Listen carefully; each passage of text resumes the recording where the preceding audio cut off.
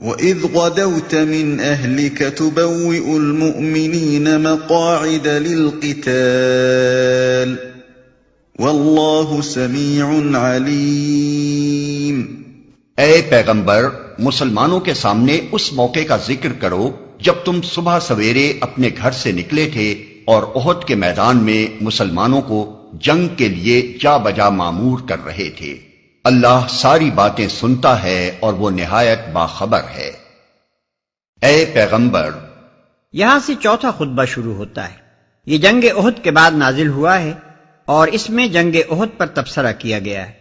اوپر کے خطبے کو ختم کرتے ہوئے آخر میں ارشاد ہوا تھا کہ ان کی کوئی تدبیر تمہارے خلاف کارگر نہیں ہو سکتی بشرطے کہ تم صبر سے کام لو اور اللہ سے ڈر کر کام کرتے رہو۔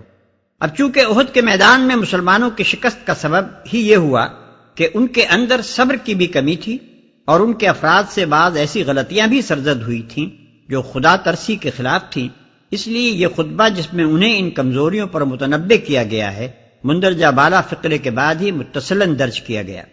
اس خطبے کا انداز بیان یہ ہے کہ جنگ احد کے سلسلے میں جتنے اہم واقعات پیش آئے تھے ان میں سے ایک ایک کو لے کر اس پر چند جچے تلے فقروں میں نہایت سبق آموز تبصرہ کیا گیا ہے۔ اس کو سمجھنے کے لیے اس کے واقعاتی پس منظر کو نگاہ میں رکھنا ضروری ہے۔ شوال 3 ہجری کی ابتدا میں کفار قریش تقریباً 3000 کا لشکر لے کر مدینہ پر حملہ آور ہوئے۔ تعداد کی کثرت کے علاوہ ان کے پاس ساز و سامان بھی مسلمانوں کی بنسبت بہت زیادہ تھا، اور پھر وہ جنگ بدر کے انتقام کا شدید جوش بھی رکھتے تھے۔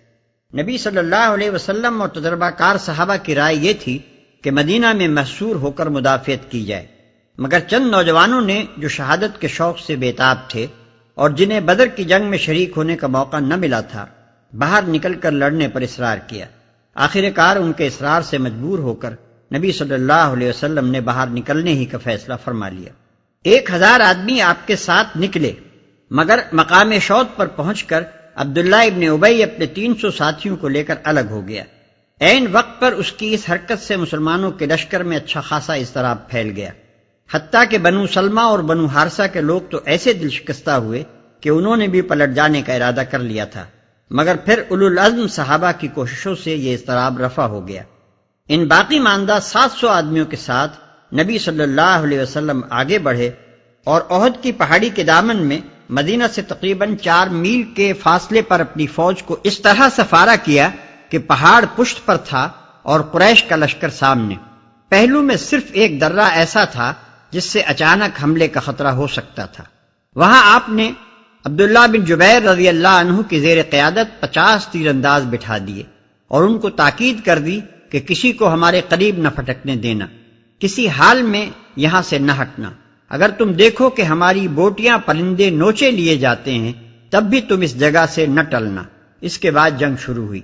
ابتداءً مسلمانوں کا پلہ بھاری رہا، یہاں تک کہ مقابل کی فوج میں ابتری پھیل گئی، لیکن اس ابتدائی کامیابی کو کامل فتح کی حد تک پہنچانے کے بجائے مسلمان مال غنیمت کی طمع سے مغلوب ہو گئے اور انہوں نے دشمن کے لشکر کو لوٹنا شروع کر دیا۔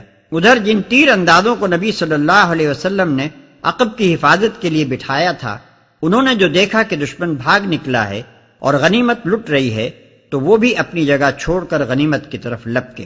حضرت عبداللہ بن جبیر رضی اللہ عنہ نے ان کو نبی صلی اللہ علیہ وسلم کا تاکیدی حکم یاد دلا کر بہتیرا روکا، مگر چند آدمیوں کے سوا کوئی نہ ٹھہرا۔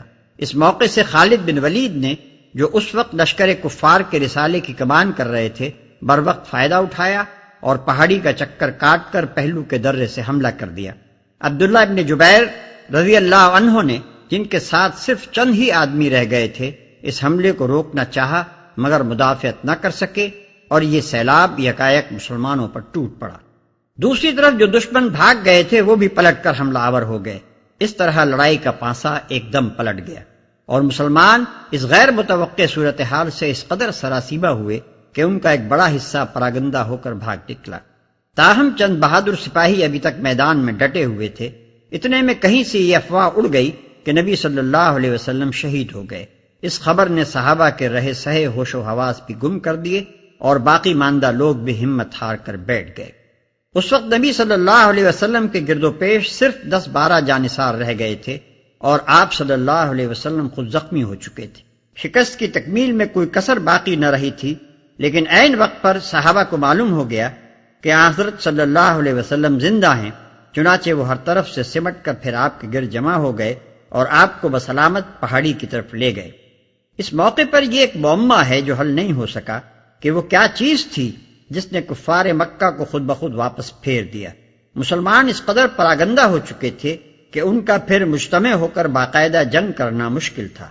اگر کفار اپنی فتح کو کمال تک پہنچانے پر اصرار کرتے تو ان کی کامیابی بعید نہ تھی، مگر نامعلوم کس طرح وہ آپ ہی آپ میدان چھوڑ کر واپس چلے گئے۔ اذ هم الطائفتان منكم ان تفشلا والله وليهما وعلى الله فليتوكل المؤمنون۔ یاد کرو جب تم میں سے دو گروہ بزدلی دکھانے پر آمادہ ہو گئے تھے، حالانکہ اللہ ان کی مدد پر موجود تھا اور مومنوں کو اللہ ہی پر بھروسہ رکھنا چاہیے۔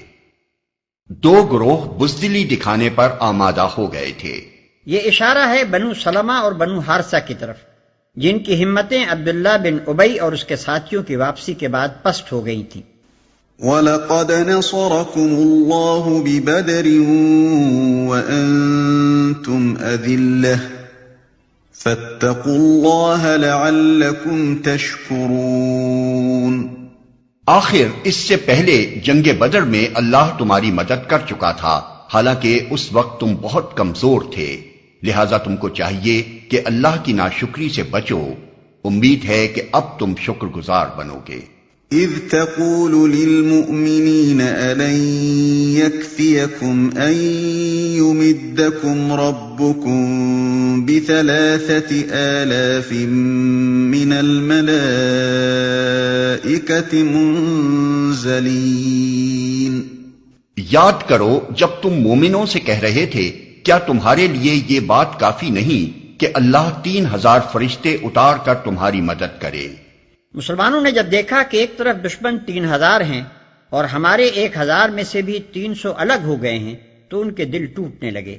اس وقت نبی صلی اللہ علیہ وسلم نے ان سے یہ الفاظ کہے تھے، بَلَىٰ إِن تَصْبِرُوا وَتَتَّقُوا وَيَأْتُوكُم مِّن فَوْرِهِمْ هَٰذَا يُمْدِدْكُمْ رَبُّكُم ب5,000 من الْمَلَائِكَةِ مُسَوِّمِينَ۔ بے شک اگر تم صبر کرو اور خدا سے ڈرتے ہوئے کام کرو تو جس آن دشمن تمہارے اوپر چڑھ کر آئیں گے اسی آن تمہارا رب 3,000 نہیں 5,000 صاحب نشان فرشتوں سے تمہاری مدد کرے گا۔ وَمَا جَعَلَهُ اللَّهُ إِلَّا بُشْرَىٰ لَكُمْ وَلِتَطْمَئِنَّ قُلُوبُكُم بِهِ وَمَا النَّصْرُ إِلَّا مِنْ عِندِ اللَّهِ الْعَزِيزِ الْحَكِيمِ۔ یہ بات اللہ نے تمہیں اس لیے بتا دی ہے کہ تم خوش ہو جاؤ اور تمہارے دل مطمئن ہو جائیں۔ فتح و نصرت جو کچھ بھی ہے اللہ کی طرف سے ہے جو بڑی قوت والا اور دانا و بینا ہے۔ لِيَقْطَعَ طَرَفًا مِّنَ الَّذِينَ كَفَرُوا أَوْ يَكْبِتَهُمْ فَيَنقَلِبُوا خَائِبِينَ۔ اور یہ مدد وہ تمہیں اس لیے دے گا تاکہ کفر کی راہ چلنے والوں کا ایک بازو کاٹ دے یا ان کو ایسی ذلیل شکست دے کہ وہ نامرادی کے ساتھ پسپا ہو جائیں۔ لَيْسَ لَكَ مِنَ الْأَمْرِ شَيْءٌ أَوْ يَتُوبَ عَلَيْهِمْ أَوْ يُعَذِّبَهُمْ فَإِنَّهُمْ ظَالِمُونَ۔ اے پیغمبر فیصلے کے اختیارات میں تمہارا کوئی حصہ نہیں، اللہ کو اختیار ہے چاہے انہیں معاف کرے چاہے سزا دے، کیونکہ وہ ظالم ہیں۔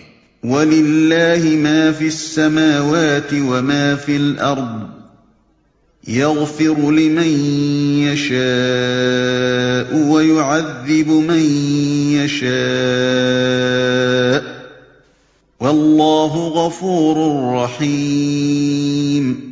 زمین اور آسمانوں میں جو کچھ ہے اس کا مالک اللہ ہے، جس کو چاہے بخش دے اور جس کو چاہے عذاب دے، وہ معاف کرنے والا اور رحیم ہے۔